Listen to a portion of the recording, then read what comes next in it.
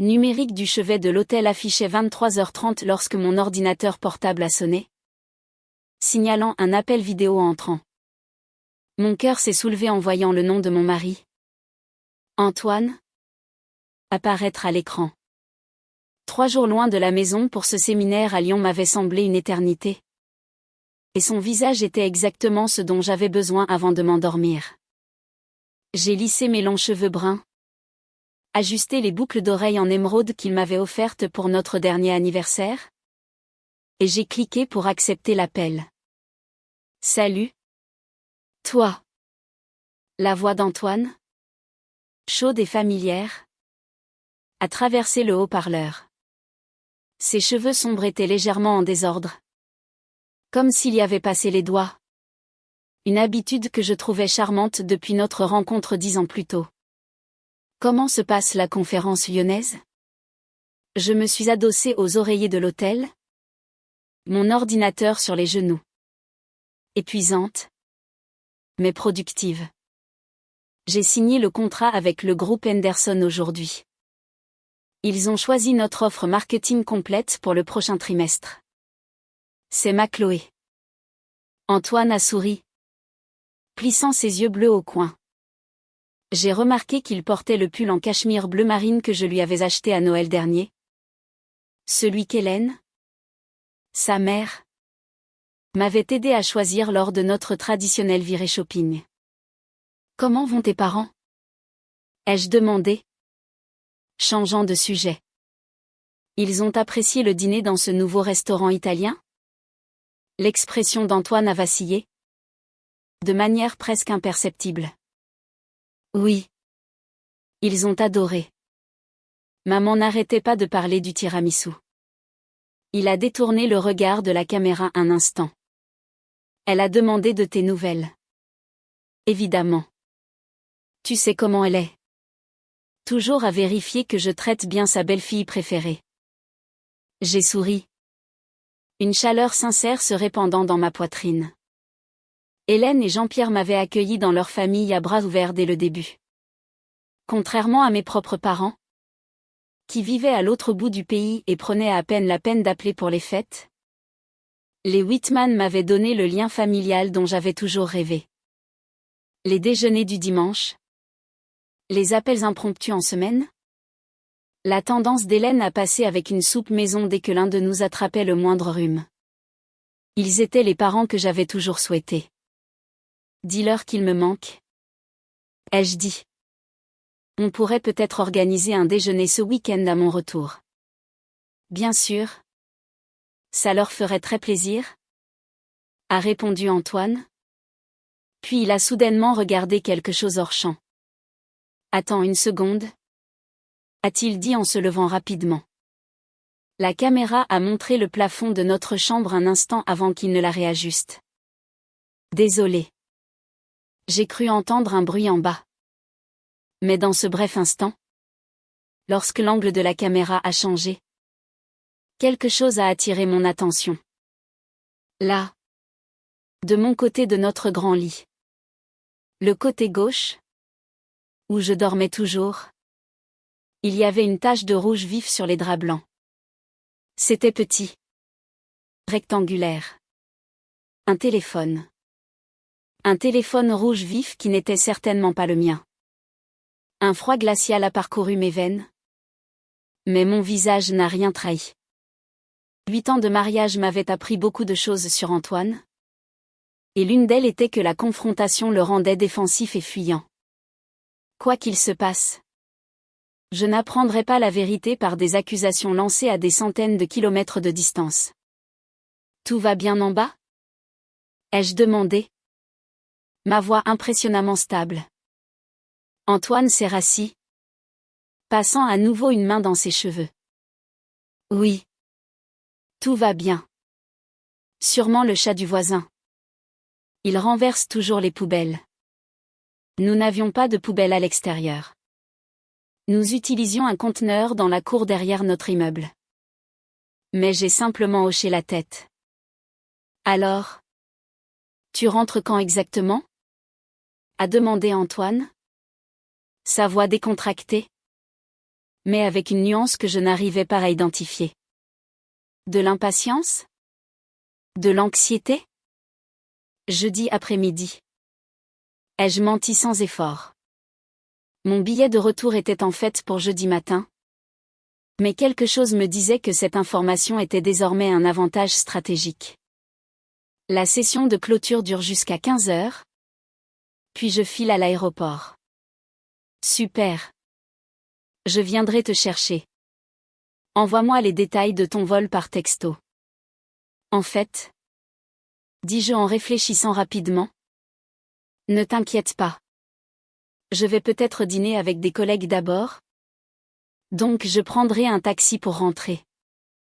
Après 10 autres minutes de conversation banale que j'ai à peine enregistrée, nous nous sommes souhaité une bonne nuit. Lorsque l'appel s'est terminé, je suis restée assise, immobile, fixant l'écran vide tandis que mon esprit tournait à plein régime. Un téléphone rouge de mon côté du lit. Antoine se levant brusquement pour ajuster la caméra. La pointe étrange dans sa voix. L'écran de mon ordinateur s'est assombri par inactivité. Et dans le reflet sombre, j'ai vu mon propre visage. Calme. Calculateur. J'ai ouvert un nouvel onglet et je me suis connecté au site de la compagnie aérienne. En quelques minutes, j'avais changé mon vol pour le premier départ disponible le lendemain matin, 6h15. Je serais à la maison avant midi. Ensuite, j'ai pris mon téléphone et j'ai cherché le numéro d'Hélène. Je n'ai hésité qu'un bref instant avant d'appuyer sur appeler. Vérifiant l'heure. Presque minuit. Hélène et Jean-Pierre étaient des noctambules. Ils seraient encore debout. Chloé. Ma chérie. Tout va bien? La voix chaleureuse d'Hélène a répondu. L'inquiétude évidente même à travers le téléphone. Tout va bien. Hélène. L'ai-je rassurée? Forçant une note de gaieté dans ma voix. J'espère que je n'appelle pas trop tard. Pas du tout. Jean-Pierre et moi regardions justement le polar que tu nous as recommandé. Tu sais comme nous aimons nos mystères. J'ai pris une profonde inspiration. Je voulais faire une surprise à Antoine demain. Ma conférence s'est terminée plus tôt. Alors je prends un vol demain matin. J'espérais que toi et Jean-Pierre voudriez peut-être vous joindre à moi pour un déjeuner surprise chez nous. Disons. Vers 13 heures? Il y eut une pause à l'autre bout du fil, suivie d'une conversation étouffée. Hélène, relayant l'invitation à Jean-Pierre. On adorerait, a finalement répondu Hélène, l'excitation pétillant dans sa voix. Jean-Pierre a un rendez-vous chez le médecin à 11h30. Mais nous devrions avoir terminé à 12h30 au plus tard. Oh! Ce sera merveilleux. Antoine est un peu morose ces derniers temps. Il disait que tu lui manquais. Ça va lui remonter le moral. Morose. Ces derniers temps? Ma prise sur le téléphone s'est resserrée. Mais ma voix est restée stable. Parfait. Je t'enverrai un texto quand j'atterrirai. Et Hélène? Ne dis rien à Antoine. Je veux vraiment que ce soit une surprise. Mes lèvres sont scellées. Ma chérie. Jean-Pierre te dit bonjour et qu'il a hâte de te voir. Tu nous as manqué au déjeuner du dimanche. Après avoir raccroché, j'ai commencé méthodiquement à faire ma valise. Mes mouvements précis et contrôlés. J'ai branché mon téléphone pour le recharger et j'ai mis une alarme pour 4h30. Puis je me suis allongée sur le lit de l'hôtel, fixant le plafond, passant en revue des scénarios dans ma tête. Je n'ai pas pleuré. Je n'ai pas ragé. À la place, j'ai planifié. 12 heures plus tard, je me tenais dans la zone des arrivées de l'aéroport, ma valise à roulettes derrière moi, tandis que j'envoyais un texto à Hélène. Le vol avait atterri en avance. me donnant le temps de me rafraîchir dans les toilettes de l'aéroport. J'avais réappliqué mon rouge à lèvres signature et brossé mes longs cheveux bruns. Mon chemisier vert Antoine disait toujours qu'il s'accordait avec mes yeux était impeccable malgré le vol. Et je portais le collier de perles que Jean-Pierre et Hélène m'avaient offert pour mon 33e anniversaire. Je viens d'atterrir. Tout est dans les temps. Ai-je tapé? La réponse d'Hélène est arrivée presque immédiatement. Le rendez-vous de Jean-Pierre a été plus rapide que prévu. Nous sommes prêts quand tu veux. Tellement excité. J'ai souri légèrement et j'ai hélé un taxi. Au lieu de donner au chauffeur l'adresse de mon domicile, j'ai fourni celle des Whitman, à l'autre bout de la ville. Alors que le taxi s'éloignait du terminal, j'ai regardé par la fenêtre les contours familiers de la ville. 8 ans de mariage. 8 ans à construire une vie avec Antoine. 8 ans de déjeuners dominicaux avec ses parents. De traditions de vacances et de projets d'avenir. Et maintenant? Un téléphone rouge de mon côté du lit. Le taxi a tourné dans la rue bordée d'arbres où les Whitman vivaient depuis plus de 40 ans. Leur maison de style meulière est apparue. L'endroit où Antoine avait grandi. Où nous avions célébré nos fiançailles. Où j'avais trouvé la famille dont j'avais toujours rêvé. J'ai payé le chauffeur, ajoutant un généreux pourboire, et j'ai roulé ma valise sur l'allée familière. Avant même que je puisse sonner, la porte s'est ouverte sur le visage radieux d'Hélène, ses cheveux argentés toujours élégamment coiffés. « Chloé !» s'est-elle exclamée, me serrant dans une étreinte qui sentait le gardénia et les biscuits faits maison. Oh! Quel bonheur de te voir! Jean-Pierre est apparu derrière sa femme, grand et distingué avec les mêmes yeux bleus qu'Antoine. Voilà notre fille, a-t-il dit chaleureusement, attendant son tour pour me prendre dans ses bras. Le vol s'est bien passé? À l'intérieur de la maison des Whitman, tout était exactement comme d'habitude, confortable, accueillant, rempli de photos de famille, dont des dizaines d'Antoine et moi. Notre portrait de mariage trônait sur la cheminée. Assise au comptoir de la cuisine, acceptant une tasse de café d'Hélène, je me demandais combien de temps encore ces personnes feraient partie de ma vie. Cette pensée m'a transpercée d'une douleur plus aiguë que toute la colère que je ressentais envers Antoine. Alors, quel est le plan? A demandé Jean-Pierre, appuyé contre le comptoir. Je suppose que tu en as un, puisque tu as orchestré toute cette surprise. J'ai pris une gorgée de mon café avant de répondre. Je pensais qu'on pourrait y aller tous ensemble. J'ai une clé. Bien sûr. Mais je voulais que vous soyez là pour la surprise. Antoine ne nous attend pas du tout. Hélène a tapé dans ses mains. Il va être tellement surpris. Je n'ai pas réussi à garder un secret pour ce garçon depuis qu'il avait 12 ans et qu'on lui a offert ce vélo pour Noël. Mon sourire n'a pas tout à fait atteint mes yeux. Oui. Ai-je dit. Je compte sur le fait qu'il sera très surpris. 1 heure plus tard, mon cœur battait la chamade contre mes côtes alors que j'insérais ma clé dans la porte d'entrée de l'appartement que je partageais avec Antoine. Hélène et Jean-Pierre se tenaient derrière moi. Leurs visages illuminés par la joie innocente de surprendre leur fils. Je leur avais demandé de ne pas faire de bruit en entrant, suggérant que nous filmions la réaction d'Antoine. J'ai tenu mon téléphone comme si je me préparais à enregistrer. Bien que je n'ai pas réellement appuyé sur le bouton. Prêt? Ai-je murmuré. Et le couple plus âgé a hoché la tête avec enthousiasme. La porte s'est ouverte en silence. Un autre détail que j'avais toujours apprécié dans notre maison. Antoine était méticuleux sur l'entretien, s'assurant qu'aucune charnière ne grince, qu'aucune lame de parquet ne craque. Quelle ironie que le silence même qu'il avait cultivé se retourne maintenant contre lui. L'entrée était vide. L'appartement calme. De quelque part à l'étage venait le son étouffé de l'eau qui coule. La douche? Ai-je deviné? Mes soupçons se sont cristallisés en certitude. Mais j'ai gardé mon sang-froid. Il doit être en haut. Ai-je chuchoté à Hélène et Jean-Pierre. Allons le surprendre. Alors que nous montions l'escalier, j'ai remarqué le regard confus d'Hélène sur les clés et le portefeuille d'Antoine posé sur la console de l'entrée. À côté, se trouvait un sac à main de femme élégant. Cher. Inconnu.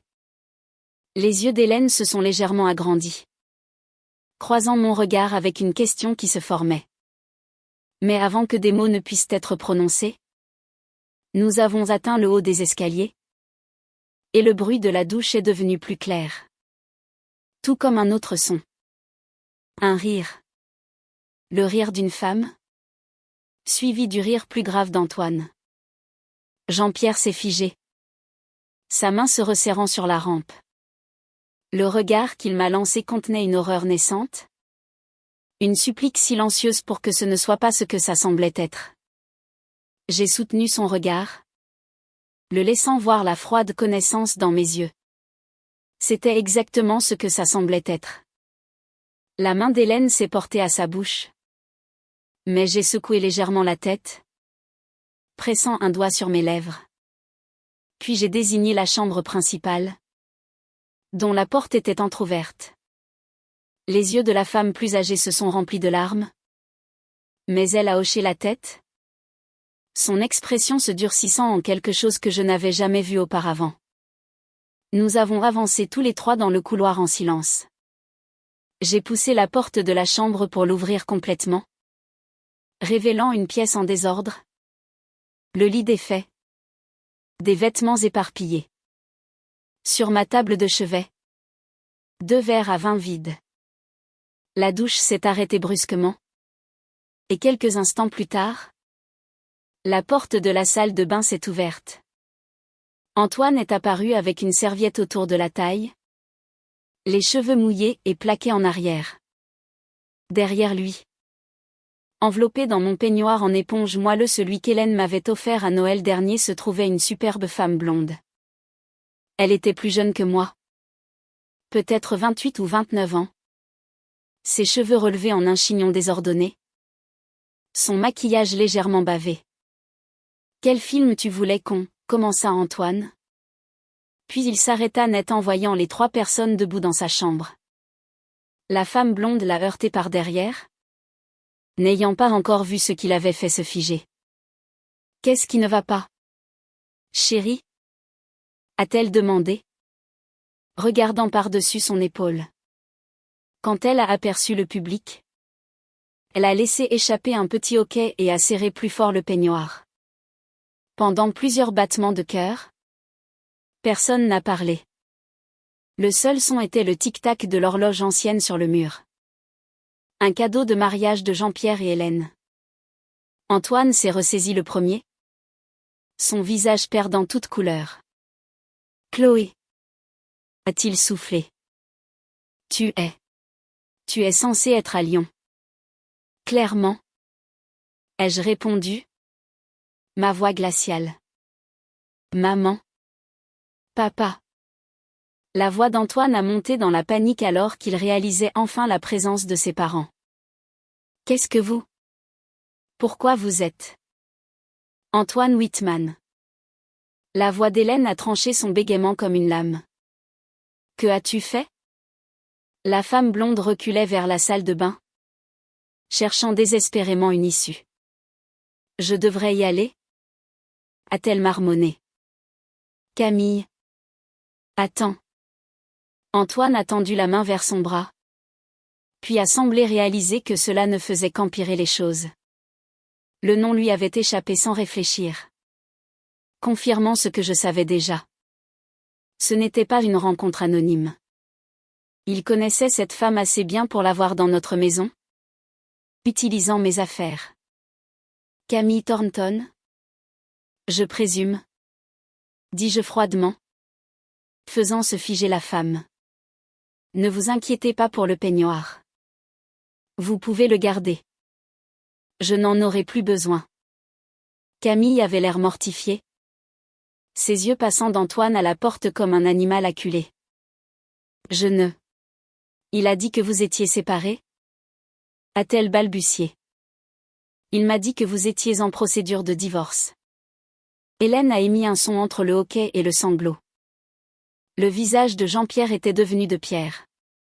Sa mâchoire était si serrée que je pouvais voir un muscle tressaillir sur sa joue. Vraiment? J'ai légèrement penché la tête. Comme c'est intéressant. Nous avons eu un appel vidéo hier soir. Il n'a rien mentionné à propos d'une séparation ou d'un divorce. J'ai tourné mon regard vers Antoine. En fait, nous avions fait des plans pour mon retour. Qui, selon toi, aurait dû être ce soir? Pas ce matin. Le visage d'Antoine s'est tordu. Le désespoir et le calcul se livrent en bataille dans son expression. Chloé. S'il te plaît. Je peux t'expliquer. Ne m'appelle pas comme ça. Les jeux coupés. Seules les personnes qui me respectent ont le droit d'utiliser ce nom. Camille avait réussi à ramasser une poignée de vêtements dans la pièce et se dirigeait à nouveau vers la salle de bain. Je vais m'habiller, a-t-elle dit à personne en particulier. Antoine? A finalement parlé Jean-Pierre? Sa voix plus profonde et plus sévère que je ne l'avais jamais entendue. Mais des vêtements. Maintenant. Alors qu'Antoine se retirait dans le dressing et que Camille disparaissait dans la salle de bain. Un silence gênant s'est abattu sur la chambre. Hélène s'est approchée de moi, posant une main sur mon bras. Ma chérie. Je suis tellement désolée, a-t-elle murmuré. Je n'avais aucune idée. Aucun de nous n'en avait? Ai-je répondu, tapotant sa main. Enfin. J'ai eu un indice. Hier soir pendant notre appel, j'ai vu un téléphone rouge de mon côté du lit. J'ai fait un geste vers la table de chevet où, en effet, la coque rouge vif d'un téléphone était visible. Jean-Pierre arpentait la chambre, passant une main dans ses cheveux argentés dans un geste si réminiscent de son fils que cela m'a serré le cœur. Tous ces dîners, a-t-il marmonné. Toutes ces fois où il disait que tu travaillais tard ou que tu rendais visite à des amis. Il s'est tourné vers moi. Depuis combien de temps suspectais-tu quelque chose? Jusqu'à hier soir? Pas du tout. Ai-je admis. Nous sommes mariés depuis 8 ans. Je lui faisais entièrement confiance. La porte de la salle de bain s'est ouverte et Camille est sortie entièrement habillée. Son visage démaquillé et ses cheveux attachés en une queue de cheval. Elle paraissait plus jeune sans maquillage et en quelque sorte plus vulnérable. Je vais simplement partir, a-t-elle dit doucement. Antoine est sorti du dressing au même moment, portant maintenant un jean et une chemise. Camille. Attends. A-t-il appelé alors qu'elle se dirigeait vers la porte. Non. A-t-elle dit fermement. Sans se retourner. Arrête. Antoine. C'est déjà assez humiliant comme ça. Elle s'est arrêtée sur le seuil de la chambre, se tournant vers moi avec un remords sincère dans les yeux. Je ne savais vraiment pas. Je suis sincèrement désolée. Après le départ de Camille, le bruit de ses pas rapides descendant les escaliers et la porte d'entrée se refermant derrière elle ont ponctué le silence tendu. Antoine se tenait au milieu de la pièce, l'air perdu. Pour la première fois, je l'ai vraiment regardé. L'homme à côté de qui je m'étais réveillée pendant 8 ans. L'homme avec qui j'avais bâti des rêves. L'homme en qui j'avais cru complètement. Il semblait plus petit. En quelque sorte. Diminué par ses actions. Depuis combien de temps? Ai-je demandé simplement. Antoine a dégluti difficilement. Chloé.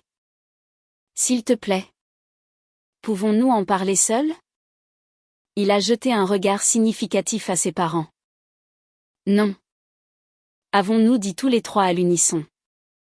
Les épaules d'Antoine se sont affaissées. 6 mois, a-t-il admis. Mais ce n'était pas sérieux jusqu'à récemment. 6 mois, a répété Hélène, sa voix tremblant de rage et de chagrin. Tu as trahi Chloé pendant une demi-année? Tu as fait entrer cette femme dans la maison que tu partages avec ton épouse? A ajouté Jean-Pierre. Chaque mot précis et tranchant. Tu lui as donné accès à l'espace personnel de Chloé. À ses affaires. J'ai fait une erreur? A dit Antoine désespérément. Une terrible erreur. Mais nous pouvons surmonter ça.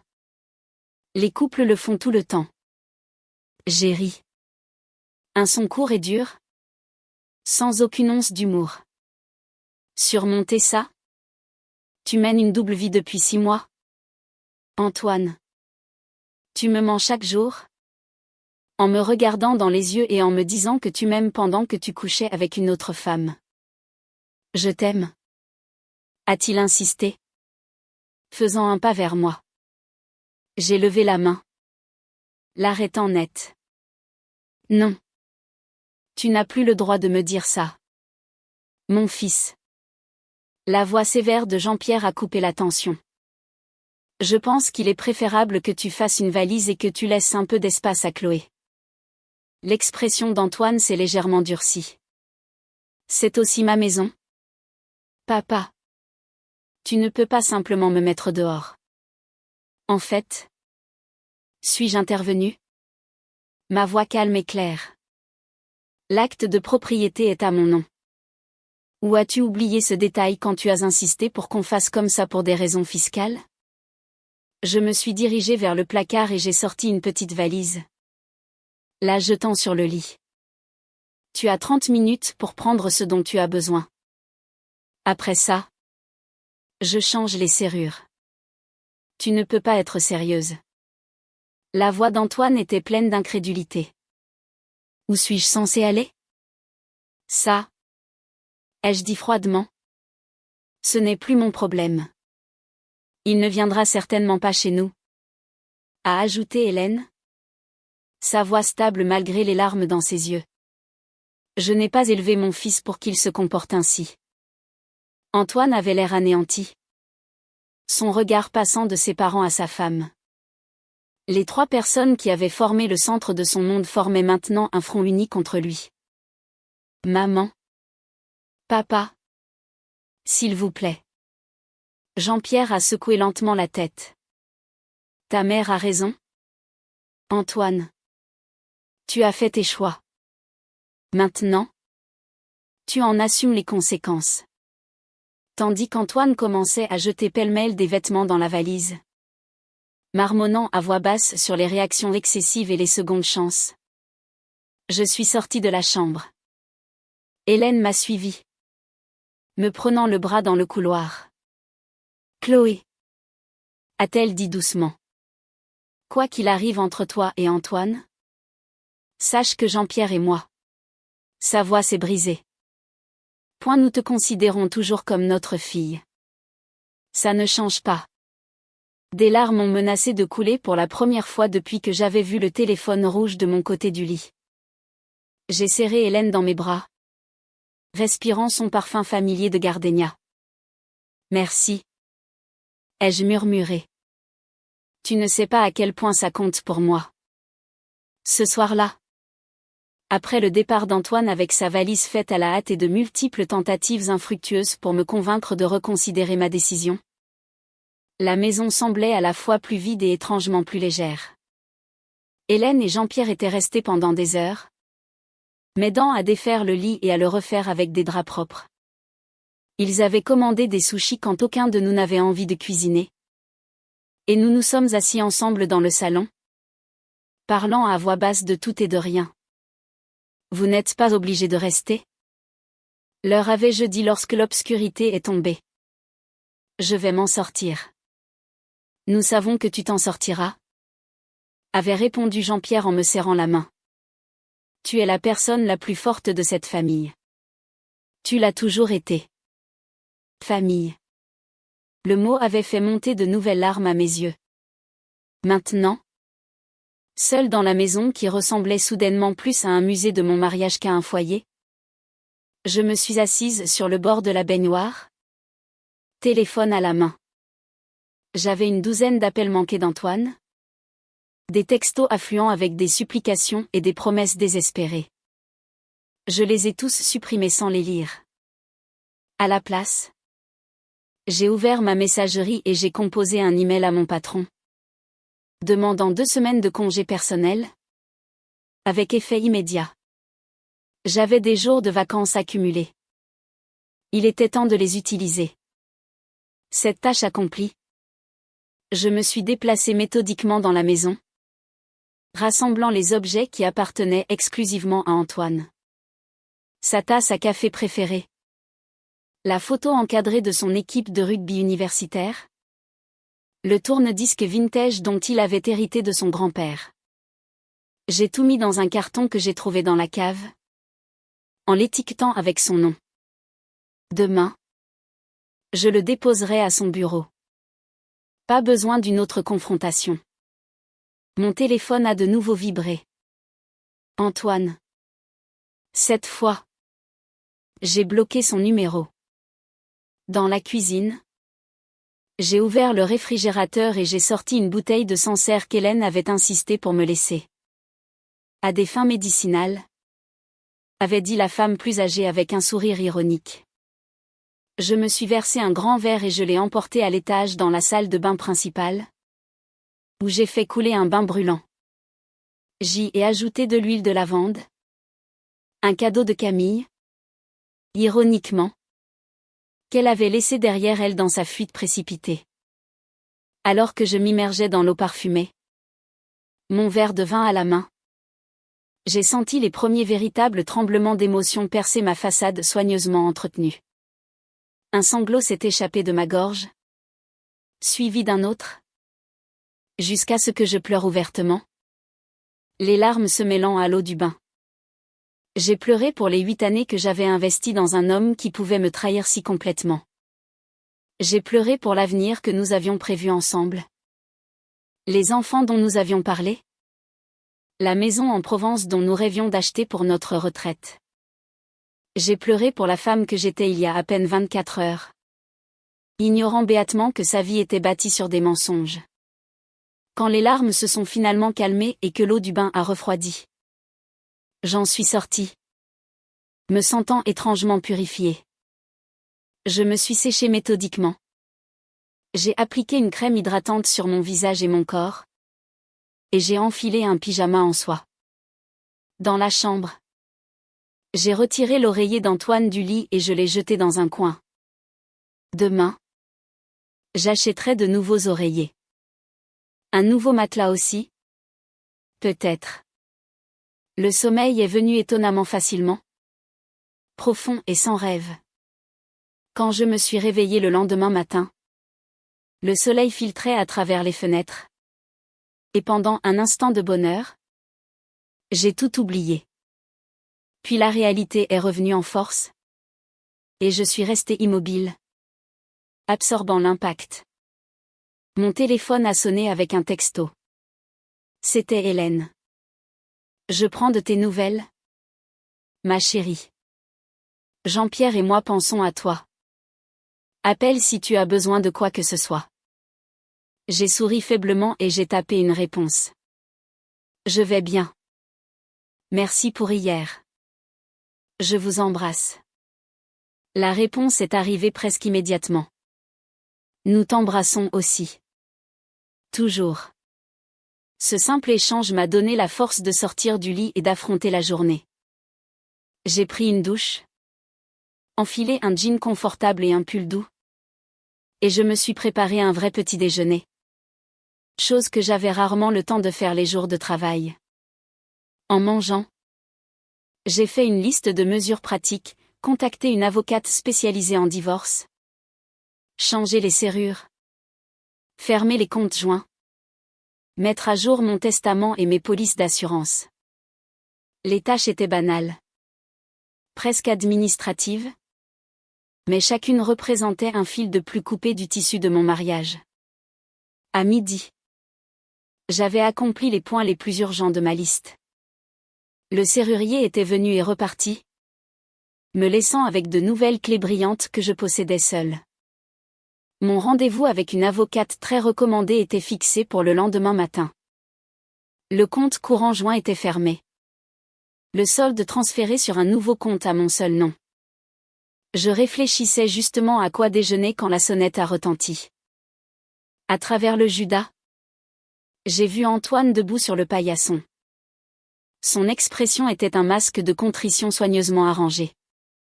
Derrière lui, garé le long du trottoir, se trouvait sa BMW noire. « Chloé. S'il te plaît. » a-t-il appelé à travers la porte. « Je sais que tu es là. Ta voiture est dans l'allée. Il faut qu'on parle. » J'ai appuyé mon front contre le bois frais de la porte, considérant mes options. Je pouvais l'ignorer, mais il risquait de faire une scène. Je pouvais appeler la police, mais cela semblait excessif. Ou je pouvais l'affronter. Selon mes termes. En plein jour. J'ai choisi la troisième option, ouvrant la porte juste assez pour le voir correctement. J'ai croisé les bras sur ma poitrine. « Qu'est-ce que tu veux ? » Antoine ? Il avait l'air épouvantable. Mal rasé ? Des cernes sombres sous les yeux ? Portant les mêmes vêtements que la veille. « Je peux entrer ? S'il te plaît ? Juste pour parler. »« Non. » ai-je dit fermement. « Dis ce que tu as à dire d'ici. » Antoine a passé une main dans ses cheveux en désordre. « J'ai passé la nuit dans ma voiture, » a-t-il dit en désignant la BMW. « Je n'ai pas pu prendre de chambre d'hôtel parce que toutes mes cartes de crédit ont été refusées. C'est parce que ce sont des comptes joints. Et je les ai gelés. » ai-je expliqué calmement. « Tu devrais avoir accès à tes comptes personnels et à l'argent liquide dans ton portefeuille. »« Je n'ai pas de compte personnel, » a-t-il admis. « Et je n'ai jamais beaucoup d'argent sur moi. Pendant 8 ans, j'avais géré nos finances. » Antoine avait prétendu détester s'occuper des questions d'argent. Alors je m'étais occupé de tout, payer les factures, gérer les investissements, équilibrer les comptes. Je réalisais maintenant à quel point cet arrangement avait été pratique pour lui. « On dirait que c'est un problème qui te concerne, » ai-je dit. Ma voix dénuée de sympathie. Le visage d'Antoine s'est légèrement durci. « Écoute. Je sais que tu es en colère. » « En colère ? » J'ai ri. Un son sec et sans humour. « C'est ce que tu crois que je suis ? Être en colère ? C'est ce qui arrive quand tu oublies notre anniversaire ou que tu travailles tard le jour de mon anniversaire. Ça, c'est tout autre chose. J'ai fait une erreur ? A-t-il insisté ? Sa voix suppliante. Une terrible erreur. Mais tout le monde mérite une seconde chance. Chloé. Nous sommes ensemble depuis 10 ans. Mariés depuis 8. Ça doit bien compter pour quelque chose. Ça comptait pour tout ? Ai-je répondu doucement. C'est pour ça que ça fait si mal.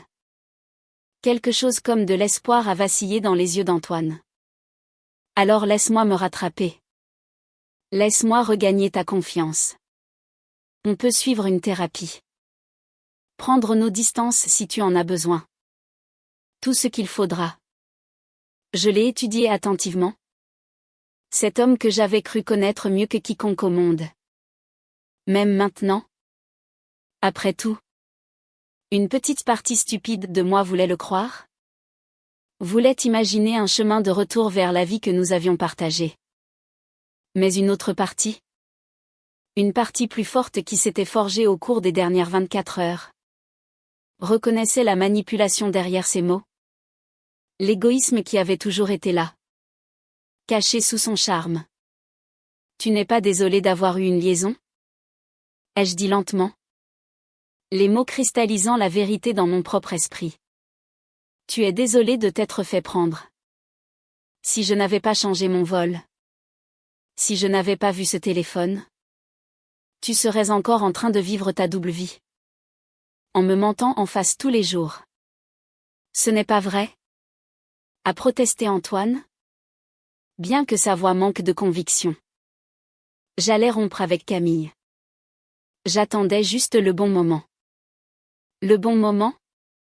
J'ai haussé un sourcil. Après 6 mois? Alors que tu la faisais encore venir dans notre maison? La laissant porter mes vêtements?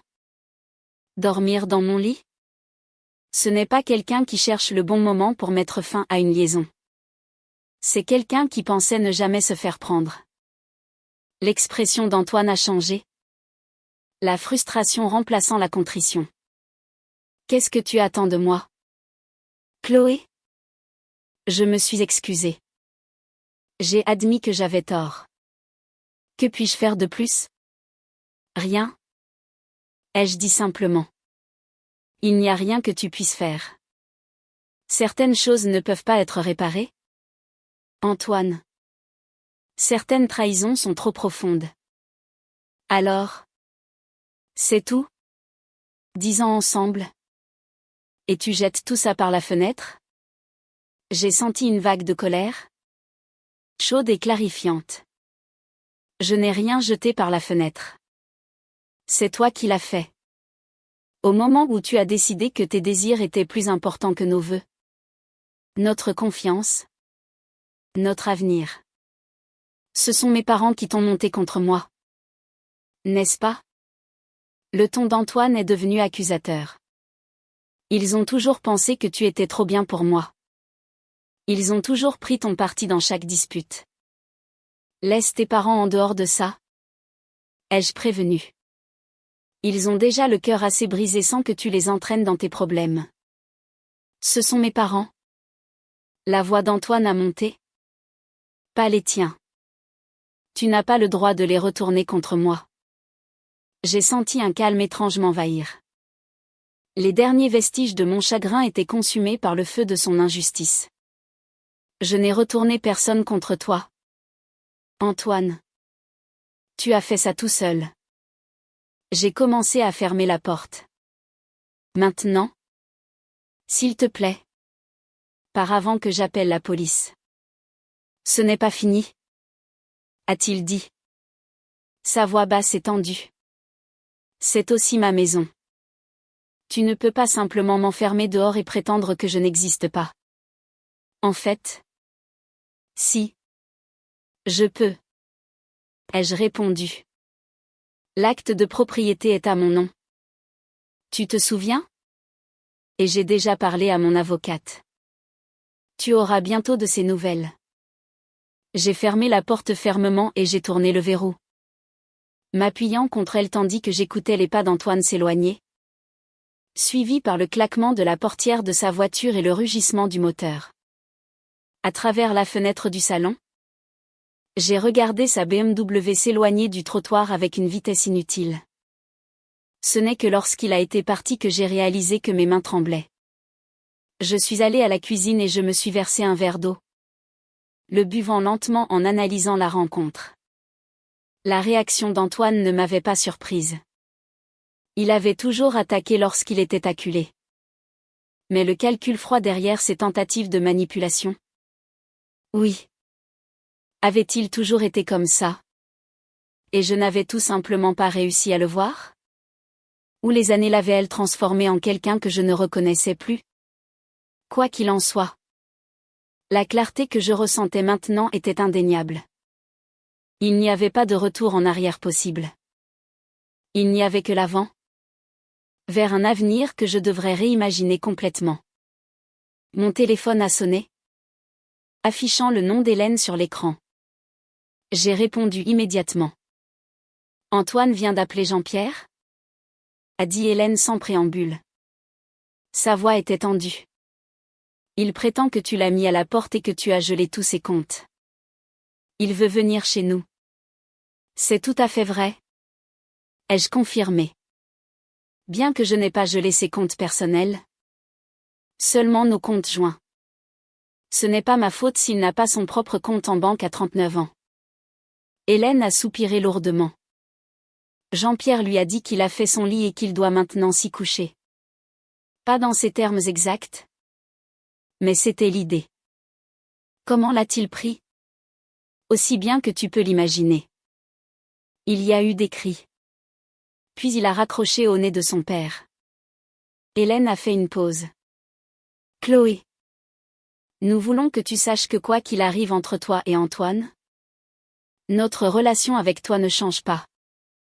Tu seras toujours notre fille. Les larmes me sont montées aux yeux.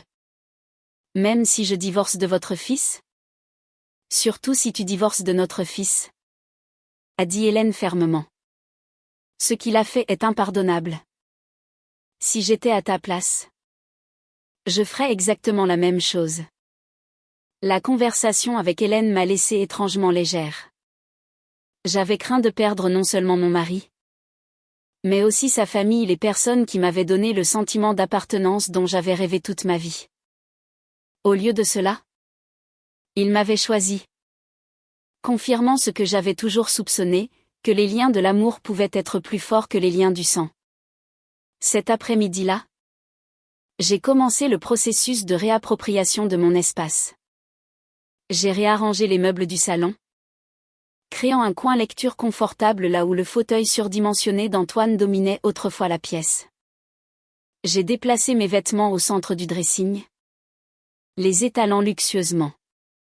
J'ai remplacé la collection de biographies historiques d'Antoine sur les étagères du salon par mes propres romans qui avaient été relégués dans des cartons dans la chambre d'amis.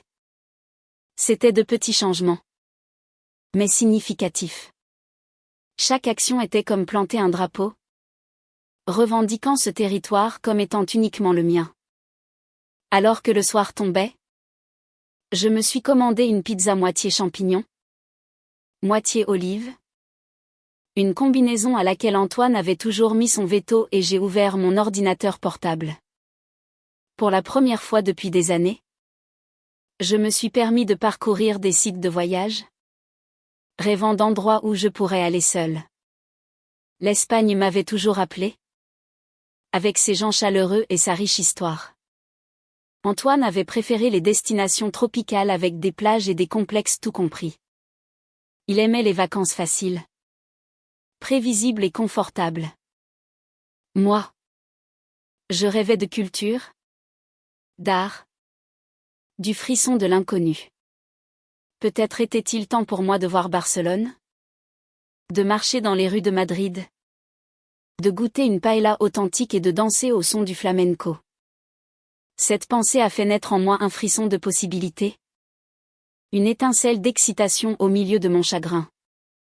C'était un sentiment dont je n'avais pas réalisé qu'il me manquait. Je me suis endormie sur le canapé, l'ordinateur toujours ouvert sur des images de la Sagrada Familia. Une part de pizza à moitié mangée sur la table basse à côté de moi. Pour la première fois depuis que j'avais vu ce téléphone rouge, j'ai rêvé.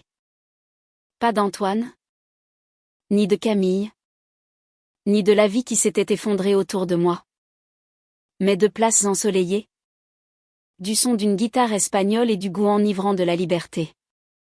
3 mois ont passé dans un tourbillon de réunions juridiques, de paperasse et du processus lent et laborieux de reconstruction d'une vie. Le printemps avait cédé la place à l'été, et j'étais assise dans le bureau de mon avocate, le stylo en suspens au-dessus de l'accord de divorce final. La lumière du soleil filtrait par la fenêtre, se reflétant sur mes boucles d'oreilles en émeraude. C'était le seul cadeau d'Antoine que j'avais gardé. Non par sentimentalisme, mais parce qu'elles étaient légitimement miennes. Achetées avec ma prime malgré ses affirmations contraires. Une fois que vous aurez signé, a expliqué Maître Barnes, mon avocate, les documents seront déposés au tribunal. Compte tenu de votre contrat de mariage et des circonstances de la dissolution, je n'anticipe aucun problème. Vous devriez être légalement divorcé dans les 30 jours. J'ai hoché la tête, parcourant les pages une dernière fois. Les termes étaient justes, peut-être même généreux, Compte tenu de l'infidélité d'Antoine. Il garderait sa voiture et ses effets personnels, son plan d'épargne retraite et une compensation financière que j'avais insisté pour inclure. Je conserverai la maison, mes propres fonds de retraite et la majorité de nos biens communs. Antoine avait contesté les termes au début, engageant un avocat requin qui avait tenté de prétendre que son client méritait la moitié de tout, malgré notre contrat de séparation de biens. Mais lorsque Maître Barne avait calmement souligné que l'existence de la liaison violait une clause de faute dans notre accord, Antoine avait rapidement reculé. La menace de voir son infidélité détaillée dans un dossier judiciaire public était plus qu'il ne pouvait supporter. « Vous êtes sûr du montant de la compensation ?» a demandé Maître Barne. « Pas pour la première fois. Légalement. Vous ne lui devez rien. »« J'en suis sûr. » ai-je répondu. « Il ne s'agit pas de ce qu'il mérite. Il s'agit de qui je suis. Je ne veux pas le laisser sans rien. Je veux juste le quitter. » D'une main ferme, j'ai signé mon nom sur les lignes indiquées, ressentant un étrange mélange de tristesse et de soulagement en formant chaque lettre. Quand j'ai eu fini, j'ai posé le stylo et j'ai pris une profonde inspiration. C'était fait. Un chapitre de ma vie, le plus grand jusqu'à présent, était officiellement terminé. Félicitations, a dit Maître Barne en rassemblant les documents. Vous êtes presque officiellement de nouveaux célibataires. Le mot « célibataire » m'a frappé avec une force inattendue. Je n'avais pas été vraiment célibataire depuis le milieu de ma vingtaine, ayant rencontré Antoine peu après la fin de mes études. Maintenant, à 35 ans, je recommençais à zéro. Pas seulement sur le plan sentimental, mais dans tous les aspects de ma vie. La perspective était à la fois terrifiante et exaltante. Merci pour tout, maître, ai-je dit en me levant et en lui tendant la main. Vous avez rendu ce processus aussi indolore que possible. L'avocate m'a serré la main chaleureusement. C'est mon travail. Bien que je doive dire que vous avez été l'une de mes clientes les plus raisonnables. La plupart des gens dans votre situation auraient voulu du sang. Je voulais juste que ce soit terminé. Ai-je admis. Plus nous le faisions traîner, plus je serais liée à lui. À l'extérieur du cabinet, je me suis arrêtée sur le trottoir, levant le visage vers le chaud soleil de juillet. J'avais pris toute ma journée, anticipant que la signature me laisserait émotionnellement épuisée. Au lieu de cela, je me sentais étrangement énergisée. Comme si un poids que je n'avais même pas réalisé que je portais avait été soulevé de mes épaules. Sur une impulsion, j'ai sorti mon téléphone et j'ai appelé Hélène. C'est fait, ai-je dit lorsque la mère d'Antoine a répondu. Je viens de signer les papiers. Oh, ma chérie. La voix d'Hélène était chaleureuse de compréhension. Comment te sens-tu? Plus légère, ai-je répondu honnêtement. Comme si je pouvais enfin commencer à regarder vers l'avant au lieu de l'arrière. C'est merveilleux à entendre. Jean-Pierre et moi allions justement déjeuner dans le jardin. Voudrais-tu te joindre à nous? J'ai fait cette soupe aux concombres que tu aimes tant. J'ai souri. Dans les mois qui ont suivi la découverte de la trahison d'Antoine, ma relation avec ses parents n'avait fait que se renforcer. Ils m'avaient soutenu à chaque étape du divorce, offrant leur soutien sans jugement ni ingérence. Jean-Pierre m'avait même accompagné à la banque lorsque j'avais dû refinancer l'hypothèque à mon seul nom. Sa présence rassurante étant un réconfort pendant le processus stressant. Ils étaient devenus mes plus fidèles alliés, mes confidents les plus sûrs. J'adorerais, ai-je dit. J'arrive dans 20 minutes. Le trajet jusqu'à la maison des Whitman était familier et apaisant. J'ai baissé les fenêtres, laissant la brise d'été décoiffer mes cheveux tandis que je naviguais dans les rues bordées d'arbres. Quand je suis arrivée, Hélène attendait sur le porche, les bras ouverts pour une étreinte. Tu es radieuse? A dit la femme plus âgée, me tenant à distance pour étudier mon visage. Il y a une lueur en toi aujourd'hui. La liberté me va bien, ai-je répondu avec un petit sourire. Dans le jardin, Jean-Pierre dressait la table du patio avec la plus belle vaisselle d'été d'Hélène. Le service bleu et blanc qui ne sortait que pour les grandes occasions. Quand il m'a vu, son visage s'est illuminé d'un plaisir sincère. La voilà, a-t-il dit, me serrant dans une étreinte paternelle qui semblait sûre et solide. Notre courageuse fille. Le déjeuner fut une affaire tranquille. La conversation coulait facilement entre des sujets sérieux et des plaisanteries légères. Jean-Pierre a raconté des anecdotes de sa matinée de golf. Hélène a discuté de sa dernière sélection du club de lecture. Je les ai mis au courant de ma promotion au travail un mal pour un bien des derniers mois.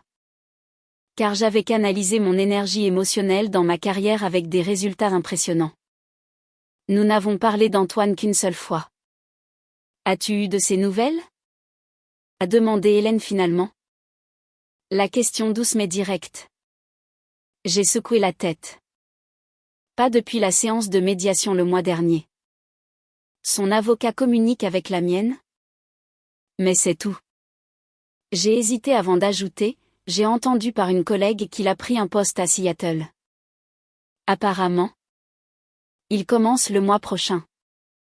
Jean-Pierre et Hélène ont échangé un regard. Il a mentionné quelque chose à propos d'une opportunité d'emploi quand il a appelé la semaine dernière? A admis Jean-Pierre. Mais il était vague sur les détails. Vous lui parlez toujours? Ai-je observé. Ce n'était pas une question. C'est notre fils, a dit Hélène simplement. Malgré tout, cela n'a pas changé. Elle a tendu la main sur la table pour me serrer la main. Mais tu es aussi notre fille. Par choix plutôt que par le sang. Et à certains égards, cela rend le lien tout aussi fort? Sinon plus. Les larmes ont menacé. Mais je les ai repoussées. La boule dans ma gorge était une pure gratitude. Merci. Ai-je dit doucement? De m'avoir choisi. Après le déjeuner. Alors qu'Hélène débarrassait la table malgré mes offres d'aide. Jean-Pierre m'a conduite dans un coin tranquille du jardin, où un banc de pierre se trouvait sous une tonnelle fleurie. L'air était doux du parfum des roses. J'ai quelque chose pour toi, a-t-il dit, sortant une enveloppe de sa poche. Ce n'est pas grand-chose. Mais Hélène et moi pensions que tu pourrais en avoir l'utilité. Curieuse. J'ai ouvert l'enveloppe pour trouver un bon de voyage pour une grande compagnie aérienne. Qu'est-ce que c'est? Un petit oiseau nous a dit que tu rêvais de l'Espagne? A dit Jean-Pierre avec une lueur dans les yeux. Hélène a trouvé ton historique de navigation lorsqu'elle a emprunté ton ordinateur portable pour chercher cette recette le mois dernier. J'ai ri. Un son sincère et heureux. Prise la main dans le sac? On dirait. Nous voulons que tu y ailles, a poursuivi Jean-Pierre, son expression devenant soudainement sérieuse. En Espagne? Ou n'importe où ailleurs ton cœur te mène. Tu as passé trop d'années à faire des compromis sur tes rêves? Chloé. Il est temps de commencer à les vivre? Pour toi-même. La générosité du cadeau? Non seulement la valeur monétaire mais le sentiment derrière? M'a laissé momentanément sans voix. J'ai baissé les yeux sur le banc. Puis je les ai relevés vers l'homme qui avait été plus un père pour moi que le mien ne l'avait jamais été. Je ne sais pas quoi dire. Ai-je finalement réussi à formuler? Dis que tu nous enverras des cartes postales? A répondu Jean-Pierre avec un doux sourire. Et que tu reviendras vers nous quand tu seras prête. Ce soir-là. Après un adieu larmoyant avec des promesses de revenir bientôt. Je suis rentrée chez moi pour trouver un petit paquet sur mon paillasson. L'adresse de l'expéditeur était celle d'une librairie de Seattle. Mais j'ai immédiatement reconnu l'écriture d'Antoine. Mon premier instinct a été de le jeter. De refuser toute nouvelle tentative de communication. Mais une curiosité plus profonde et plus silencieuse l'a emporté. Et je l'ai emporté à l'intérieur. Sur mon comptoir de cuisine, j'ai soigneusement ouvert le paquet. À l'intérieur se trouvait un carnet de voyage relié en cuir. Simple et élégant. Avec mes initiales. C. W. Embossé en or sur la couverture. Glissé à l'intérieur de la première page se trouvait une brève note de l'écriture familière d'Antoine. Chloé. J'ai entendu parler de ton voyage en Espagne. J'espère que tu trouveras ce que tu cherches. Cela ne compense rien. Je le sais. Mais je voulais que tu l'aies. Sois heureuse. Antoine. J'ai passé mes doigts sur le cuir souple. Des émotions contradictoires m'envahissant. Le carnet était exactement le genre de choses que j'aurais adoré dans notre vie conjugale attentionnée. Pratique. Personnelle. Il se souvenait que j'avais toujours parlé de tenir un vrai journal lors de nos voyages. Mais que je n'avais jamais trouvé le bon. Venant maintenant? Après tout. Cela ressemblait à un rappel doux amer de l'homme que j'avais cru qu'il était par rapport à celui qu'il s'était avéré être. Était-ce un geste de bonne volonté sincère? Ou une autre tentative calculée pour soulager sa propre conscience? Je n'en étais pas sûre.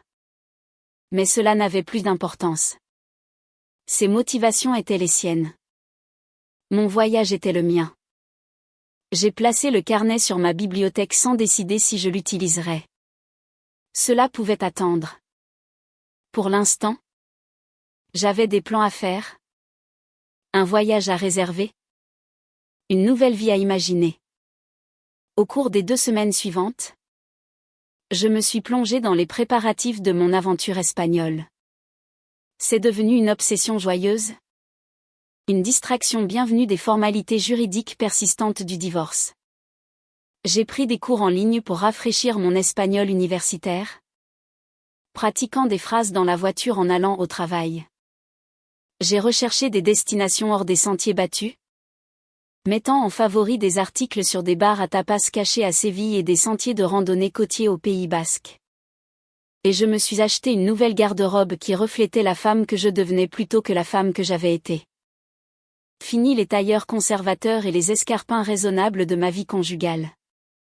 À leur place, il y avait des robes fluides aux couleurs vives, des pantalons en lin confortable, des sandales élégantes faites pour marcher sur les pavés, et des accessoires lumineux qui exprimaient un sens de soi retrouvé. La femme qui allait en Espagne n'était pas la même femme qui avait pleuré dans sa baignoire 3 mois plus tôt. Cette femme était plus courageuse, plus aventureuse, et entièrement sienne. La veille de mon départ, j'ai organisé un petit dîner. Le premier depuis la séparation. Hélène et Jean-Pierre sont venus. Bien sûr. Ainsi que quelques proches collègues qui m'avaient soutenu pendant le pire du divorce. La maison, qui avait autrefois ressemblé à un sanctuaire de mon mariage raté, avait été transformée. J'avais peint la salle à manger d'un terracotta chaleureux. Réarrangé les meubles du salon pour le rendre plus ouvert et accueillant. Et accroché au mur des œuvres d'art qui correspondaient à mes goûts personnels plutôt qu'à l'esthétique de compromis sur laquelle Antoine et moi nous étions mis d'accord. C'était enfin ma maison. Au nouveau départ. Apporter un toast Jean-Pierre. Levant son verre de vin alors que nous étions assis autour de ma table. Ses yeux bleus, si semblables à ceux d'Antoine mais remplis d'une gentillesse que son fils n'avait pas, ont croisé les miens. Et à notre courageuse et belle Chloé, a ajouté Hélène, sa voix chargée d'émotion, qui nous rappelle à tous que les fins peuvent aussi être des portes. Les autres ont fait écho aux sentiments, et j'ai ressenti une vague de gratitude si puissante qu'elle m'a presque fait pleurer.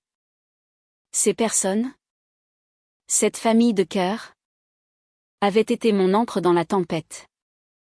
Quoi qu'il m'attende en Espagne aventure, réflexion, Peut-être même une romance. Je savais que je reviendrais dans un foyer rempli d'amour et de soutien. Je n'étais pas à la dérive. Je traçais simplement une nouvelle route. Plus tard, après que tout le monde soit parti et que la maison soit calme, je me tenais dans ma chambre, rangeant les derniers articles dans ma nouvelle valise. Elle était d'un turquoise vibrant. Un contraste frappant avec les bagages noirs et pratiques qu'Antoine et moi avions toujours partagés. Sur une impulsion, j'ai attrapé le carnet en cuir qu'il m'avait envoyé, le tournant dans mes mains. L'or de mes initiales a capté la lumière. Un instant, j'ai envisagé de le laisser. Une rupture finale des liens. Mais une autre pensée m'est venue. Le carnet était un livre vierge. Son histoire n'avait pas encore été écrite. Il n'appartenait pas à Antoine, ni à notre passé. Il appartenait à celui ou celle qui écrirait dans ces pages. Et ce serait moi. Avec un nouveau sentiment de résolution, je l'ai placé dans ma valise. Non pas comme un souvenir de lui, mais comme une page blanche attendant d'être remplie de ma propre histoire, une histoire qui n'avait rien à voir avec notre passé commun. Alors que je fermais la fermeture éclair de la valise, mon téléphone a sonné avec un texto d'Hélène. Dors bien, ma chérie. Demain, tu déploies tes ailes. J'ai souri et j'ai répondu avec un emoji cœur. Puis j'ai mis mon réveil pour le vol matinal. En m'endormant, mes rêves n'étaient pas remplis de regrets ou de scie, mais de l'odeur des fleurs d'oranger, du son des castagnettes, et des possibilités infinies qui m'attendaient de l'autre côté de l'océan. En Espagne? Oui. Mais plus important encore, dans le pays inconnu de mon propre avenir. La période d'attente de 30 jours pour la finalisation du divorce est passée pendant que je marchais dans les rues anciennes de Barcelone, goûtant des tapas dans les bars locaux et photographiant le coucher de soleil sur les chefs-d'œuvre architecturaux de Gaudí. J'ai reçu le jugement final par email. Un document PDF stérile qui semblait étrangement décevant. Je l'ai lu sur ma tablette, assise à la terrasse d'un café dans le quartier gothique. Autour de moi, la vie pulsait d'énergie. Des musiciens de rue jouaient de la guitare flamenca. Touristes et locaux se mêlaient sous le soleil de fin d'après-midi. L'odeur de l'expresso et du pain frais emplissait l'air. J'ai fermé l'email et posé ma tablette, prenant une gorgée de sangria en observant la scène autour de moi. Un homme à une table voisine, beau avec des yeux sombres et bienveillants, a croisé mon regard et a souri. Un sourire sincère et appréciateur sans aucune arrière-pensée. J'ai souri en retour, sentant un léger frisson de possibilité. Puis je suis retournée à mon observation sans attente. Pour la première fois depuis plus longtemps que je ne pouvais me souvenir, je me sentais complètement présente dans ma propre vie. Ne ressassant ni le passé ni anticipant anxieusement l'avenir. Je n'étais pas la femme d'Antoine Whitman, ni simplement une femme se remettant d'un cœur brisé. J'étais Chloé. Juste Chloé. Et cela semblait plus que suffisant. J'étais exactement là où je devais être. Devenant exactement qui j'étais censée être. Un instant à la fois. Le monde semblait vaste et plein de promesses. La vie que j'avais connue était terminée. Mais une nouvelle, entièrement de ma propre création, ne faisait que commencer. Mon voyage s'est poursuivi vers le sud, vers les paysages ensoleillés de l'Andalousie. À Séville, j'ai appris à danser un flamenco rudimentaire, mon rire résonnant dans le petit studio alors que je trébuchais à travers les pas passionnés et complexes. Mon professeur. Une femme plus âgée avec des yeux qui contenaient des siècles d'histoire, m'a dit, la danse n'est pas dans les pieds. Mija. Elle est dans l'âme. Tu dois sentir la douleur, la joie, et la laisser te mouvoir. Ces paroles ont résonné bien au-delà de la piste de danse. À Grenade, J'ai erré dans les salles à couper le souffle de l'Alhambra, me perdant pendant des heures dans les carreaux de faïence complexes et les cours sereines. J'ai pensé à Antoine. Brièvement. Il se serait ennuyé, impatient de retourner à la piscine d'un hôtel. J'ai réalisé avec une clarté saisissante que j'avais passé des années à rétrécir mes propres intérêts pour les faire tenir dans le petit conteneur de notre vie commune. J'avais oublié à quel point j'aimais l'histoire. Comment l'art me touchait. Comment explorer une nouvelle ville à pied me faisait me sentir vivante. Je redécouvrais des parties de moi-même que je ne savais même pas perdues. Un soir, assise sur une colline surplombant la ville alors que le ciel virait à l'orange flamboyant, j'ai finalement ouvert le carnet en cuir qu'Antoine m'avait donné. La première page était toujours vierge, immaculée. J'ai réfléchi à ce que j'allais écrire. Je pourrais documenter la douleur, la trahison, la colère. Je pourrais lui écrire une lettre que je n'enverrai jamais. Mais cela me semblait donner au passé un pouvoir sur mon présent. Au lieu de cela, j'ai pris une profonde inspiration de l'air parfumé et j'ai écrit d'une écriture claire et assurée. Aujourd'hui, je recommence. Et avec ces 3 mots, le carnet n'était plus son cadeau. C'était mon manifeste. Le reste de mon voyage a été un pèlerinage de découverte de soi. J'ai mangé ce que je voulais. J'ai dormi quand j'étais fatiguée et je me suis réveillée quand j'étais reposée. J'ai suivi mes propres caprices, passant une journée entière dans un petit musée d'art à Madrid, me perdant merveilleusement dans les rues sinueuses de Cordoue, et m'asseyant au bord de la mer à Malaga, simplement à regarder les vagues. J'ai parlé avec des inconnus. J'ai pratiqué mon espagnol maladroit. Et j'ai appris à compter entièrement sur moi-même. J'ai découvert que j'étais une excellente compagnie. J'ai rempli le carnet de croquis d'arches, de bribes de conversation, de descriptions de repas et de réflexions sur mon propre cœur en mutation.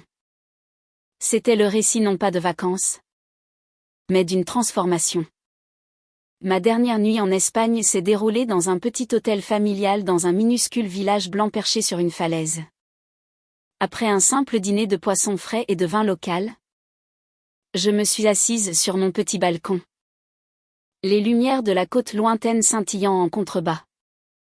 J'étais partie depuis près d'1 mois. Demain, je rentrerai à la maison. Il y a 1 an, la pensée de retourner seule dans cette maison m'aurait rempli d'effroi. Maintenant, c'était différent. Je ne retournais pas dans une maison vide, mais dans ma maison. À ma vie. À Hélène et Jean-Pierre. Ma vraie famille. La tristesse de mon divorce n'avait pas disparu, mais elle ne me définissait plus. C'était simplement une partie de mon histoire. Un chapitre douloureux qui avait mené à un livre plus intéressant et authentique. J'ai pensé à l'avenir. Pendant si longtemps, ma vision de celui-ci avait été inextricablement liée à Antoine. Enfant, promotion, retraite, tout était un rêve partagé. Maintenant, la toile était vierge.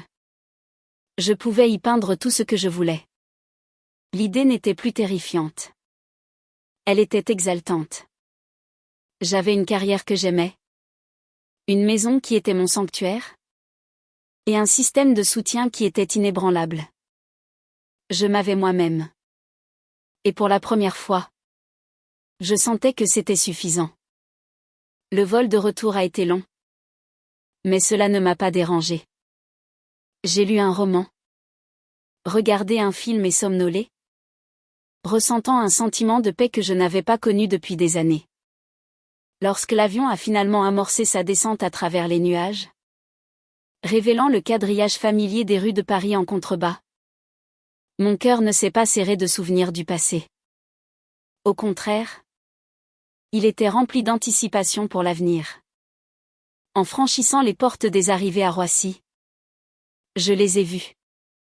Hélène et Jean-Pierre, debout près du tapis à bagages, tenant une petite pancarte peinte à la main qui disait « Bienvenue à la maison ». Chloé. Hélène était rayonnante. Et Jean-Pierre avait le même sourire chaleureux et fier qu'il arborait à ma remise de diplôme. J'ai lâché mes sacs et j'ai couru vers eux, les enlaçant tous les deux dans une étreinte de groupe. Hélène sentait le gardénia. Jean-Pierre son habituel parfum propre et boisé. C'était l'odeur de la maison. On ne pouvait pas te laisser prendre un taxi, a dit Hélène, les yeux brillants. Un accueil digne de ce nom s'imposait, a ajouté Jean-Pierre, me prenant ma valise. Et puis, on était trop impatients de te voir. En retournant à la maison, je leur ai tout raconté de mon voyage, leur montrant des photos sur mon téléphone de places ensoleillées et d'anciennes cathédrales. Ils ont écouté avec un intérêt sincère, posant des questions et partageant ma joie. Il n'y avait aucune gêne, aucune mention d'Antoine. C'était juste la famille, se retrouvant après une longue séparation. Lorsque nous nous sommes garés dans mon allée, j'ai vu que les jardinières sous les fenêtres de devant, qui étaient vides à mon départ, débordaient maintenant de géraniums rouges éclatants. Oh! Ai-je soufflé. C'est magnifique. On a pensé que l'endroit avait besoin d'un peu plus de couleur, a dit Hélène avec un haussement d'épaule. Un cadeau de bienvenue. Cette nuit-là, après que mes parents de cœur soient partis avec des promesses de déjeuner dominical, j'ai défait mes valises. J'ai placé le carnet en cuir, maintenant rempli de mes propres mots et expériences, sur ma table de chevet. J'ai accroché au mur de mon salon un petit tableau que j'avais acheté à un artiste de rue à Madrid.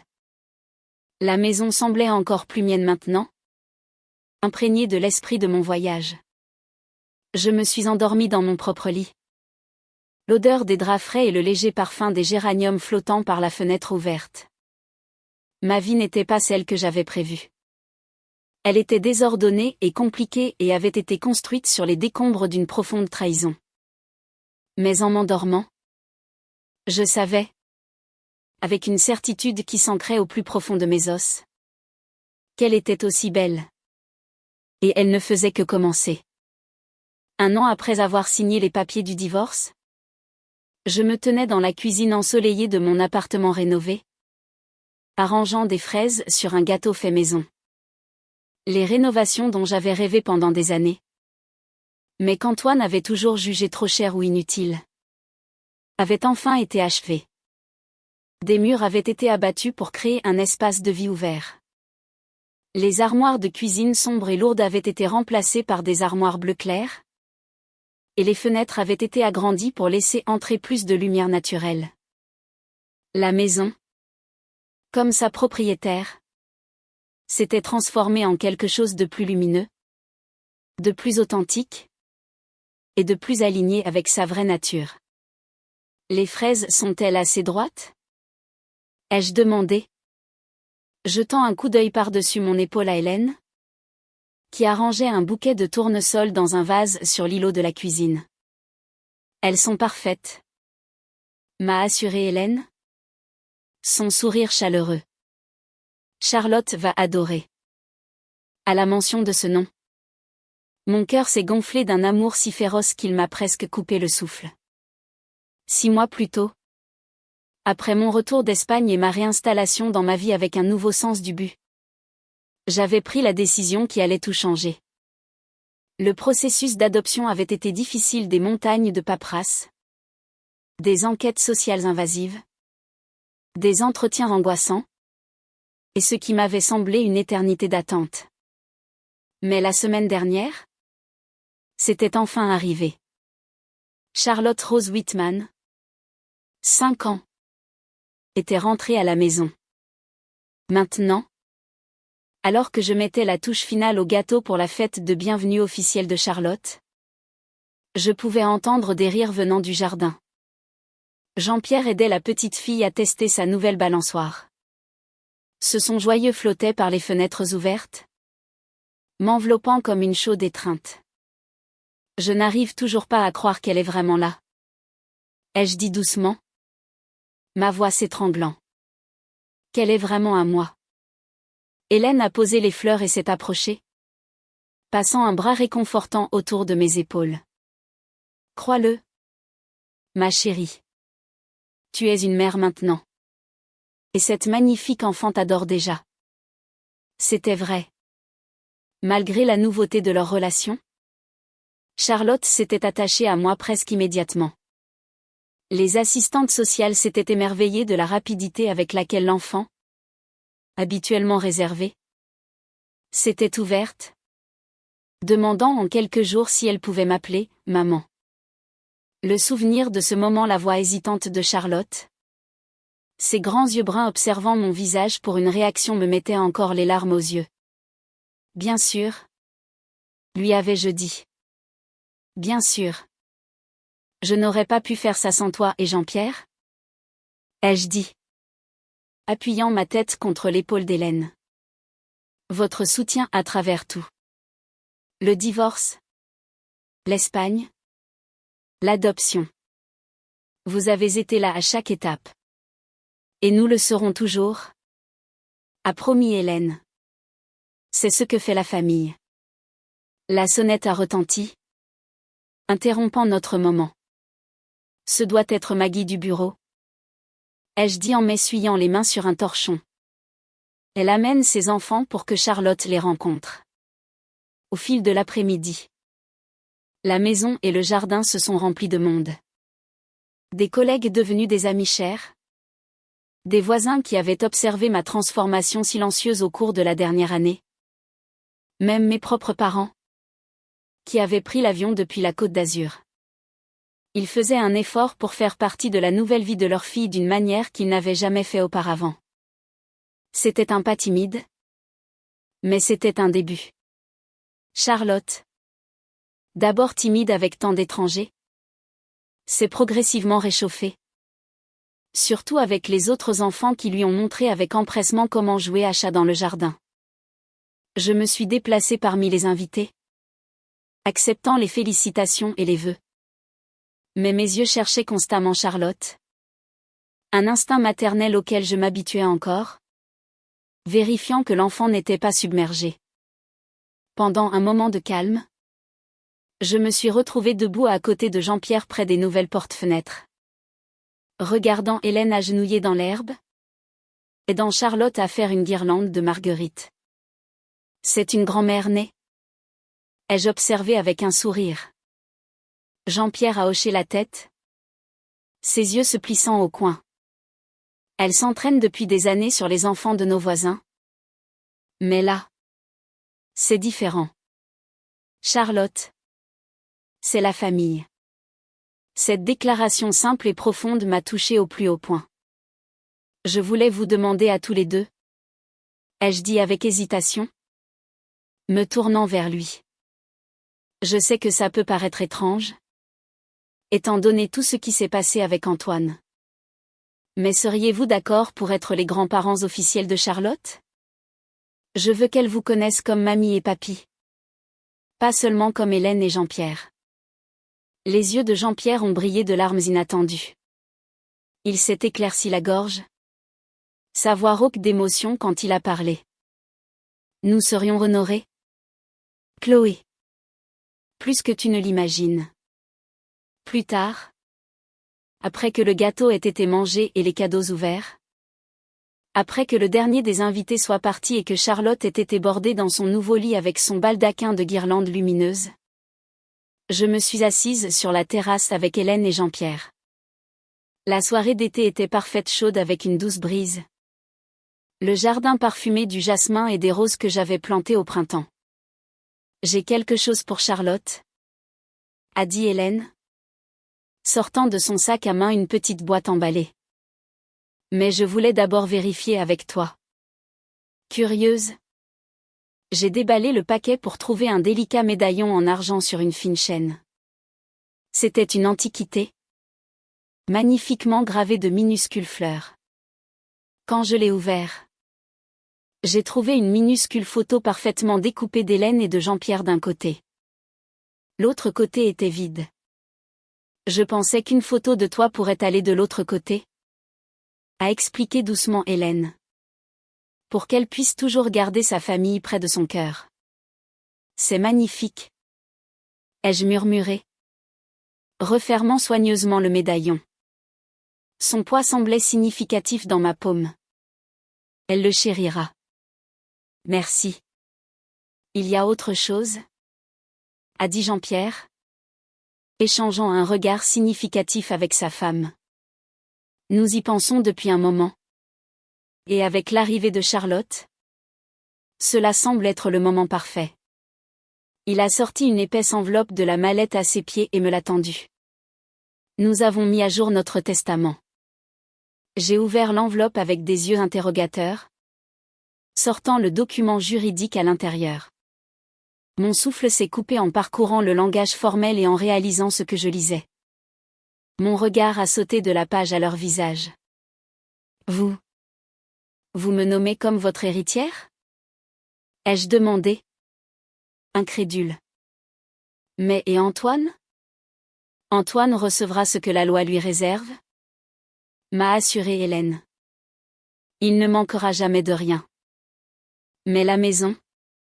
La majorité de notre patrimoine. Nous voulons que cela te revienne? À toi et à Charlotte. Mais je ne suis pas votre fille. Ai-je protesté faiblement. Pas par le sang. Le sang est surévalué, a dit fermement Jean-Pierre, ses yeux rencontrant les miens avec une conviction inébranlable. Tu es devenue notre fille le jour où tu es entrée dans nos vies. Chloé. Rien ni le divorce, ni la distance, ni même la biologie ne change ce fait. Tu es notre famille. Et Charlotte est notre petite fille. C'est ainsi que les choses doivent être. Des larmes ont coulé sur mes joues. Non pas de tristesse, mais d'une gratitude et d'un amour écrasante. Je ne sais pas quoi dire. Dis que tu amèneras Charlotte au déjeuner du dimanche chaque semaine, a suggéré Hélène avec un doux sourire. Dis que tu nous laisseras la gâter pourrie et lui apprendre toutes les choses que les grands-parents sont censés enseigner. Bien sûr. Ai-je accepté, essuyant mes larmes du revers de la main. Elle a besoin de vous deux dans sa vie. J'ai besoin de vous deux. La conversation est passée à des sujets plus légers alors que les étoiles commençaient à apparaître dans le ciel qui s'assombrissait. Nous avons parlé de l'inscription prochaine de Charlotte en grande section de maternelle. Des vacances en famille qu'Hélène et Jean-Pierre prévoyaient déjà pour nous 4 à Noël. Et du réaménagement du jardin que j'envisageais pour l'automne. En parlant, j'ai ressenti un sentiment de justesse, d'appartenance qui transcendait toute définition conventionnelle de la famille. Les cases bien nettes que la société utilisait femme, fils, belle-fille avaient toutes été brisées. Et à leur place, quelque chose de plus résilient et de bien plus beau avait grandi. Plus tard dans la nuit, après que Hélène et Jean-Pierre soient rentrés chez eux avec la promesse de revenir le lendemain pour une visite plus calme avec leur nouvelle petite fille, j'ai jeté un dernier coup d'œil à Charlotte. La petite fille dormait paisiblement, ses boucles sombres étalées sur l'oreiller, un bras enroulé autour de l'éléphant en peluche que Jean-Pierre lui avait apporté. Je suis resté sur le seuil, observant la douce montée et descente de sa poitrine, m'émerveillant de la façon dont cet enfant avait complètement capturé mon cœur en si peu de temps. L'adoption avait toujours fait partie de mon plan, même pendant mon mariage. Alors qu'Antoine avait constamment reporté la discussion, citant des préoccupations financières ou le calendrier de sa carrière, j'avais gardé ce rêve. Maintenant, debout dans la douce lueur de la veilleuse de Charlotte, je comprenais que l'univers avait su exactement ce qu'il faisait en plaçant ce téléphone rouge de mon côté du lit il y a 2 ans. La pensée d'Antoine n'apportait plus de douleur ni de colère. Dans les mois qui ont suivi notre divorce, j'avais travaillé sur ces émotions avec l'aide d'une thérapie, d'amis de soutien et de ma propre détermination à guérir. Aux dernières nouvelles, par les brèves mises à jour occasionnelles d'Hélène, Il s'était installé à Seattle, avait créé sa propre société de conseil et sortait avec quelqu'un de nouveau. Je lui souhaitais bonne chance. Sincèrement et sans réserve. Nos chemins avaient divergé, comme ils étaient toujours censés le faire. 6 semaines après la fête de bienvenue de Charlotte, par un matin frais de septembre, j'ai chargé un panier de pique-nique, une couverture et une fillette de 5 ans excitée dans ma voiture. Nous rejoignions Hélène et Jean-Pierre au jardin des plantes. La première sortie officielle de Charlotte avec ses nouveaux grands-parents depuis la finalisation complète de l'adoption. Maman, il y aura des canards ? A demandé Charlotte depuis son siège auto, rebondissant d'impatience. Oui. Ma chérie. Ai-je répondu, ajustant le rétroviseur pour apercevoir son visage ravi. Et mamie Hélène a emporté du pain pour qu'on les nourrisse. Une mamie, a répété Charlotte, testant le mot avec un sourire. Je n'ai jamais eu de mamie avant. Eh bien, maintenant tu as la meilleure mamie du monde entier ? Les jeux assurés. Et le meilleur papy aussi. Au jardin, Hélène et Jean-Pierre attendaient à l'entrée, leur visage s'illuminant à la vue de Charlotte courant vers eux. Les bras tendus. Jean-Pierre l'a soulevée dans une grande étreinte, la faisant tourner jusqu'à ce qu'elle pousse des cris de rire. Hélène m'a embrassée, et nous avons regardé avec des sourires identiques Charlotte commencer à jacasser avec enthousiasme à Jean-Pierre à propos des canards qu'ils allaient nourrir. Elle porte le médaillon ? A observé Hélène d'une voix douce, remarquant la chaîne d'argent autour du cou de Charlotte. Elle ne l'a pas enlevé depuis que tu le lui as donné ? Ai-je répondu. Elle aime l'ouvrir avant de se coucher et nous dire bonne nuit à tous. Nous avons passé la journée à nous promener dans les jardins. L'énergie et la curiosité sans fin de Charlotte nous menant d'une découverte à l'autre, un papillon se posant sur une fleur, une statue cachée parmi les arbres, un carré de trèfle où elle a insisté pour en chercher un à 4 feuilles. En milieu d'après-midi, nous nous sommes installés sur notre couverture près de l'étang aux canards, déballant le pique-nique qu'Hélène avait préparé. Pendant que nous mangions des sandwichs et partagions des histoires, je me suis surprise à regarder Charlotte avec ses grands-parents. L'affection simple, les blagues privées qui se développaient déjà, la façon dont Hélène glissait doucement une mèche de cheveux derrière l'oreille de Charlotte avec la même tendresse qu'elle m'avait toujours montrée. Dans ces moments, la biologie semblait totalement hors de propos. C'était la famille dans sa forme la plus pure. Choisie. Nourrie. Chérie. Quand la journée a commencé à décliner et que l'énergie de Charlotte a enfin montré des signes de faiblesse, nous avons remballé nos affaires et nous nous sommes dirigés vers la sortie. Au parking, Charlotte a insisté pour rentrer avec ses grands-parents pour un petit moment de plus. S'il te plaît. Maman, a-t-elle supplié. Ses yeux bruns grands et persuasifs. Papy a promis de me montrer comment jouer aux échecs. J'ai échangé un regard avec Hélène et Jean-Pierre. Si ce n'est pas trop de dérangement. Du dérangement ? A raillé Jean-Pierre. Avoir notre petite fille à la maison n'est jamais un dérangement. Je la ramènerai avant le dîner, a promis Hélène. Avec Charlotte heureusement installée dans la voiture de ses grands-parents, je me suis retrouvée avec un après-midi de solitude inattendue. Je suis allée à ma librairie préférée, parcourant tranquillement la section des voyages. Mes doigts ont tracé les dos des guides sur l'Italie, la Grèce, la France. De futures aventures que je prévoyais maintenant de partager avec Charlotte le moment venu. À 19h, je me suis garée dans l'allée familière de la maison des Whitman. La maison brillant chaleureusement dans la lumière du début de soirée. Avant même que je puisse sonner, la porte s'est ouverte sur Charlotte. Son visage illuminé d'excitation. Maman. Devine quoi? J'ai appris à jouer aux échecs et j'ai presque battu papy. Et mamie m'a laissé l'aider à faire des biscuits. Et regarde ce qu'on a trouvé dans leur grenier. Elle a brandi une petite boîte à musique en bois, richement sculptée de fleurs et d'oiseaux. Mamie dit qu'elle est très vieille et spéciale. Et maintenant elle est à moi. J'ai regardé Hélène d'un air interrogateur, qui est apparue derrière Charlotte sur le seuil. C'était à ma grand-mère, a expliqué Hélène.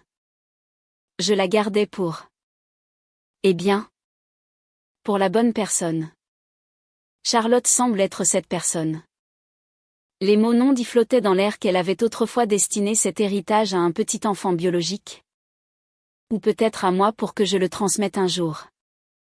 Au lieu de cela, la vie avait pris des tournants inattendus, créant des liens qui transcendaient les relations conventionnelles. Charlotte a soigneusement ouvert la boîte à musique, et les notes délicates de clair de lune ont rempli l'entrée. C'est joli. Hein? Maman? C'est magnifique. Ai-je convenu? La voix chargée d'émotion. J'ai croisé le regard d'Hélène par-dessus la tête de Charlotte. Merci. Les trésors de famille doivent rester dans la famille, a simplement dit Hélène. En rentrant à la maison avec Charlotte, qui jacassait joyeusement sur le siège arrière à propos de ses aventures, j'ai aperçu mon reflet dans le rétroviseur. La femme qui me regardait n'était pas la même que celle qui avait vu un téléphone rouge de son côté du lit il y a si longtemps. Cette femme était plus forte, plus sage, plus compatissante non pas malgré sa douleur, mais à cause d'elle. Maman. La voix de Charlotte a interrompu mes pensées. Tu es heureuse? La question, si simple et pourtant si profonde, m'a fait sourire. Oui. Ma chérie. Ai-je répondu sincèrement. Je suis très heureuse. Moi aussi, a déclaré Charlotte, serrant sa boîte à musique contre sa poitrine. J'aime notre famille. Notre famille. Les mots ont résonné dans mon cœur alors que je conduisais vers la maison. Pas la maison que j'avais autrefois partagée avec Antoine, mais la maison que j'avais créée pour moi et Charlotte, remplie de lumière et de possibilités et d'un amour qui ne connaissait pas de frontières. En fin de compte, ai-je réfléchi? Le téléphone rouge qui avait brisé mon monde m'avait aussi libérée. Libre de découvrir ma propre force, de redéfinir la famille selon mes propres termes, de construire une vie qui honorait mon moi authentique. La trahison qui avait autrefois semblé être une fin n'avait été qu'une porte douloureuse à franchir. Certes, mais menant à de grands espaces ouverts où la joie attendait d'être trouvée. Le soleil se couchait lorsque nous avons tourné dans notre rue, peignant le ciel de nuances de rose et d'or. Un nouveau jour se lèverait demain, apportant ses propres défis et triomphes. Mais j'étais prête à tout ce qui viendrait. J'avais tout ce dont j'avais besoin, moi-même, ma fille, ma famille de cœur, et la sagesse qui ne vient qu'en traversant le feu et en sortant plus forte. On est à la maison, ai-je annoncé en nous garant dans l'allée. À la maison, a répété Charlotte, le mot rempli de contentement et d'appartenance. Oui. Ai-je pensé? Le cœur débordant alors que je l'aidais à déboucler sa ceinture. Nous étions à la maison. Pas dans un lieu, mais dans les vies que nous étions censés vivre, dans l'amour que nous étions censés partager, dans la famille que nous avions créée ensemble. Et c'était plus beau que tout ce que j'aurais pu imaginer.